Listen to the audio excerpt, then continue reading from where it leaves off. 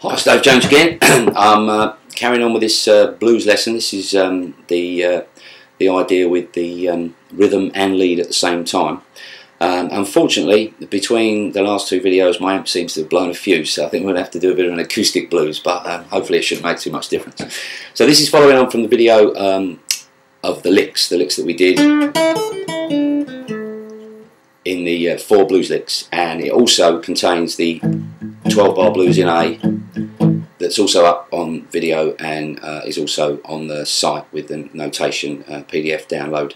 And this is on there. This is called A Blues Rhythm and Lead, and basically what happens is we're going to play the 12-bar blues that we learned in the A blues section, and then we're going to intersperse these licks, replacing certain bars of A and D with these licks. Now, it really doesn't matter what order you do these licks in. Any of these licks will sound good in any of the places. So if you're just trying to learn one lick, you could use the same lick all the time in any of the spaces. Practice that lick, then move on to a new lick, and that they'll all fit in any random order. I've notated them. I think actually I notated them slightly differently in the rhythm and lead part in the PDF than I did on the lesson that I did, but it really makes no difference. I'll try and play them the same way if I can remember, because I haven't got the PDF on me. I'll try and play them the same way that we did, that I have on the notation for the A blues rhythm and lead. So what we're going to do is we're going to start off with the bar of A. Now this time, instead of going 1 and 2 and 3 and 4 and then move into D or staying on A, whatever, what we're going to do is we're going to cut the bar half a beat short. 1 and 2 and 3 and 4. The reason being is we've got half a beat now to move to our 5th fret minor pentatonic position. I'm using the minor pentatonic for ease, but we will do some blues licks from the blues scale soon.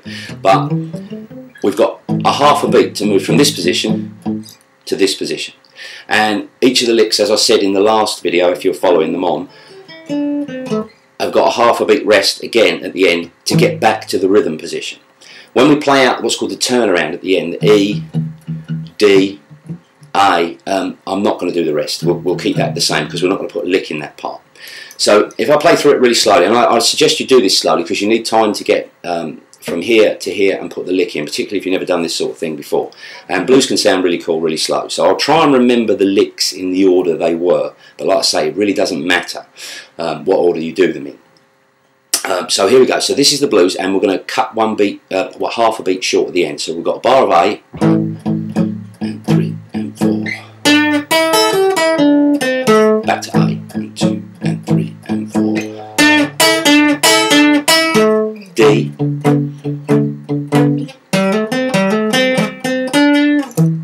Back to A.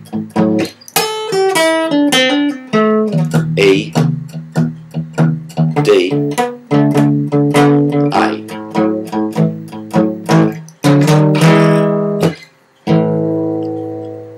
And you can, that, by the way, that little turnaround there, what I'm doing there is I'm holding the D string down at the 4th fret, A string at the 5th, G string at the 5th, little triangle with your fingers there, and it's going from 4 at the first finger and 5 at the other two is going, taking us to an E7 chord, and then you can finish on, finish on an A. So very slow,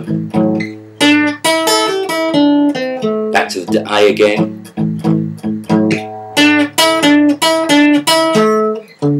D,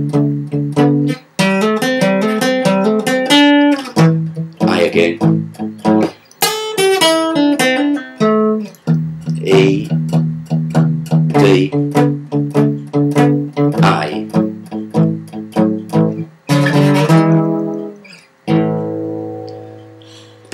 And you can, like I say, you can repeat those licks, so you can learn one at a time and just keep putting them in the spaces. The important thing is that you get from the lick to the chordal accompaniment and back again without a gap, without an out of time gap. You're leaving that gap of silence, the rest, just to get you from one place to another until you get a bit quicker at it, then you won't need to.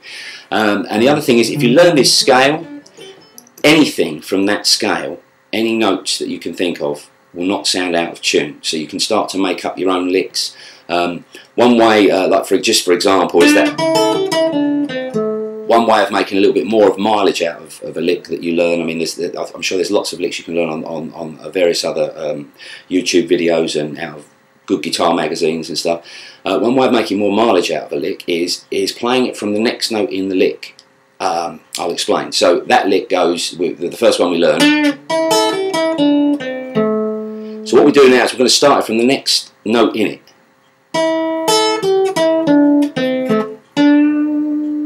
So that's a totally different lick.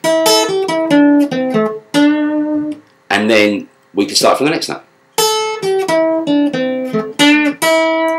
And so on. You can work your way around the lick, and if the lick's got that many notes in, you can make it sound totally different, and you can get a lot of mileage out of, and different sounds actually, because you tend to phrase it in different ways. You get an awful lot of mileage out of the various licks in there. So I hope you found that helpful, and I hope to see you again for another one. Cheers.